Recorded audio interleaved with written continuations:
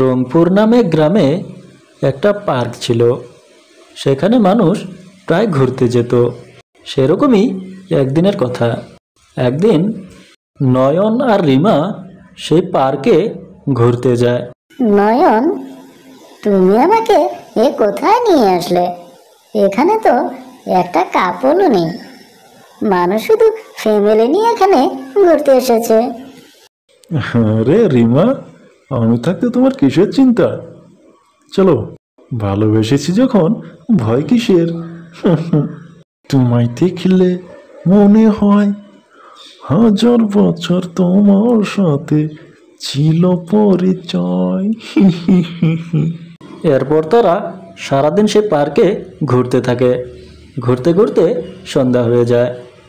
এর মধ্যেই কোথায় থেকে যেন একটা মহিলার কান্না করার আওয়াজ ভেসে আসলো।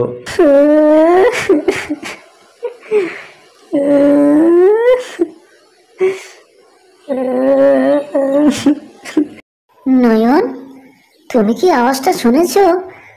আমার তো খুব ভয় করছে। আরে তুমিও না রিমা, শুধু শুধু ভয় পাও। আমি থাকতে তোমার কিসের ভয়?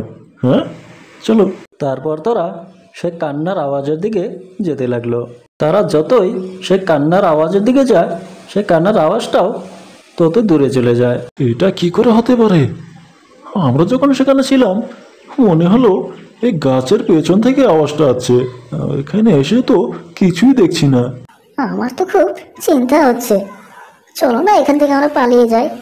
না না শুনি, আমরা একজন মানুষকে বিপদে ফেলে যেতে পারি না। তুমি তো এটা ঠিকই বলেছো। চলো তাহলে আমরা গিয়ে দেখি। চলো। দুজনেই ভয়ে ভয়ে সামনে এগোতে লাগলো। একটু পরেই তারা দেখতে পেল একজন বুড়ি একটা গাছের নিচে বসে কান্না করতেছে। দাদিজি, আপনার কি হয়েছে? আপনি এখানে বসে কাঁদছেন কেন? ও আমার ছেলেটাকে মেরে দেবে, মেরে দেবে আমার ছেলেটাকে। তুমি ওকে বাঁচাও, বাঁচাও ওকে তুমি। এটা বলেই সে আবার কাঁদতে শুরু করলো। আরে আরে, আপনি বলুন না, কে আপনার ছেলেকে মারতে চায়? আমি আপনাকে সাহায্য করব, বলুন আমাকে। ও আমার ছেলেকে এখানেই রেখেছে। হ্যাঁ, এখানেই রেখেছে। কিন্তু এখানে কোথায়? এখানে তো কাউকে দেখছি না। একবার তোমার পিছনে তো দেখো। রিমা যখনই পিছনের দিকে তাকায়, একটা দুষ্ট ভূত তার সামনে এসে দাঁড়ায়। বাঁচাও, বাঁচাও, বাঁচাও আমাকে।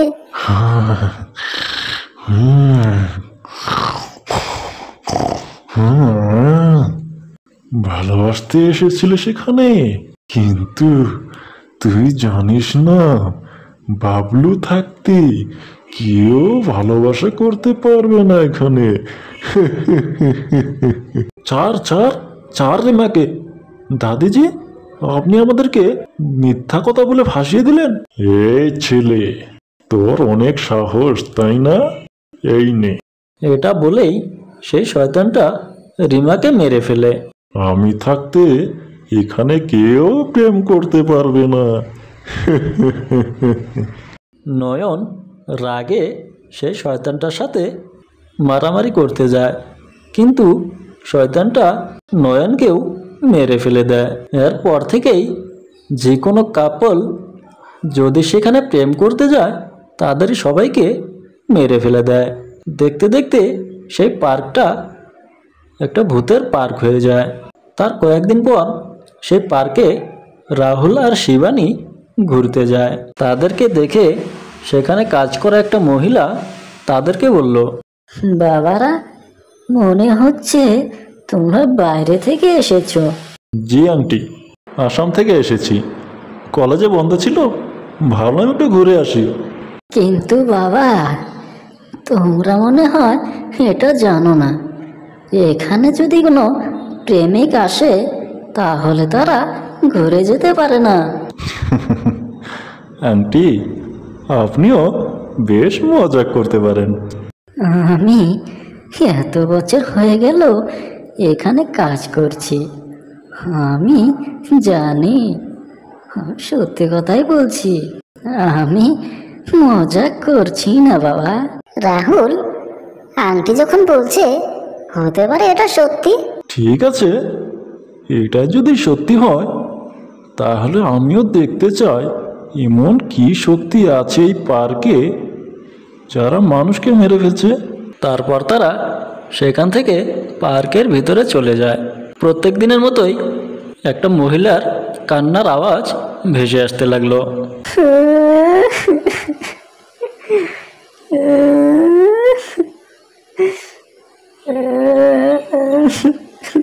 রাহুল, সেই আংটিটা বলেছিল না, তুমি তো তার কথা শুনলে না। না জানি কে ওখান থেকে কাঁদছে, আমার তো অনেক ভয় করতেছে। তারপর তারা সেখান থেকে ভেতরের দিকে যায়। প্রত্যেক দিনের মতোই সেখানে সেই বুড়িটা বসেছিল। সবার সাথে যা ঘটেছিল তার সাথেও সেই একই রকম ঘটে।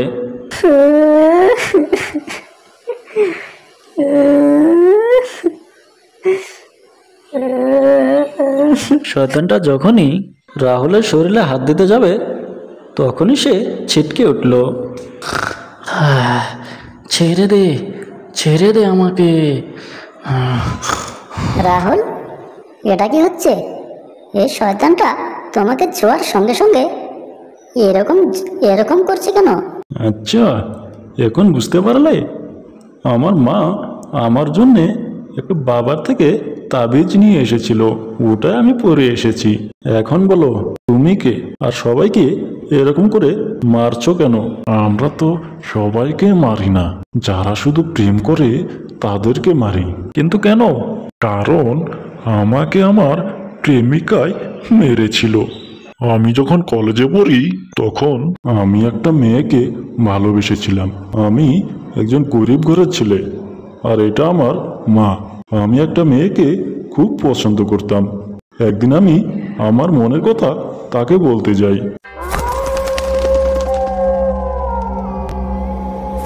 আচ্ছা রিয়া, শোনো না, আমি আপনাকে অনেক ভালোবাসি। তোর চেহারাটা কি কোনোদিন আয়নায় দেখেছিস? ছোট লোক জানে কোথাকার। এর মধ্যেই রিয়ার বয়ফ্রেন্ড রবি সেখানে এসে যায়। রিয়া, এটা কে? আর এখানে কি হচ্ছে?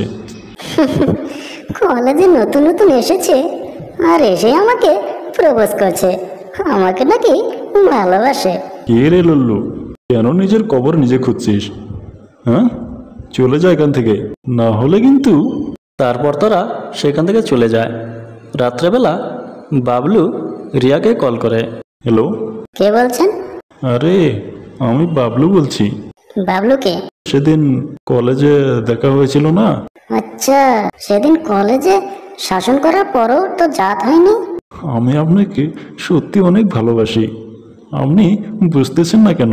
আচ্ছা ঠিক আছে, তাহলে তুমি এক কাজ করো, যে সামনে যে পুকুরটা আছে সেখানে এসে আমার সাথে দেখা করো। তারপর তারা সেই পুকুরের ঘাটে চলে যায়। আচ্ছা রিয়া, তুমি আমাকে এত রাত্রে এখানে কেন ডাকলে? কারণ কেউ যে তোমার জন্য অপেক্ষা করছে শোনা, একবার পেছনে ঘুরে দেখো। সে পেছনে ঘুরে দেখে রিয়ার বয়ফ্রেন্ড রবি এসে সেখানে দাঁড়িয়ে আছে, আর তারা দুজন মিলে তাকে সেখানেই মেরে ফেলে দেয়। আরে বাঁচাও, আরে বাঁচাও আমাকে, কে কোথায় আছো, বাঁচাও। আরে রিয়া, তুমি আমাকে ধোকা দিয়ে দিলে, আমার কি দোষ ছিল? আমি এর প্রতিশোধ নেবই, এখন থেকে কেউ আর প্রেম করবে না। আর এভাবেই ওরা আমাকে মেরে দিয়েছে, তখন থেকেই আমি একটা শয়তান হয়ে গেছি। আর তখন থেকেই আমি আর আমার মা যে প্রেম করে তাদেরকে আমি মেরে ফেলে দেই। দেখো, আমরা বুঝতে পারছি, কিন্তু তোমার সাথে যে অন্যায় হয়েছে, এ ভুলের সাজা সেটা আইনে দেবে। সেটা কিভাবে? দেখো, আমি এখানে ঘুরতে আসিনি, আমি ইন্সপেক্টর সুদীপ। আমি গত কয়েক বছর ধরেই এ কথা শুনছি, যেখানে মানুষকে মেরে মেরে গাছের নিচে পুঁতে রাখা হচ্ছে। তার জন্য আমি এখানে ইনভেস্টিগেশন করতে এসেছি। এখন থেকে তুমি যা বলেছো আমি সব এখানে রেকর্ড করে নিয়েছি, আর আমি তোমাকে আশা দিচ্ছি যারা তোমাকে এ অন্যায়ভাবে হত্যা করেছে তাদেরকে শাস্তি দেবই। তারপর থেকে বাবলুর আত্মা চিরদিনের জন্যে চলে যায়।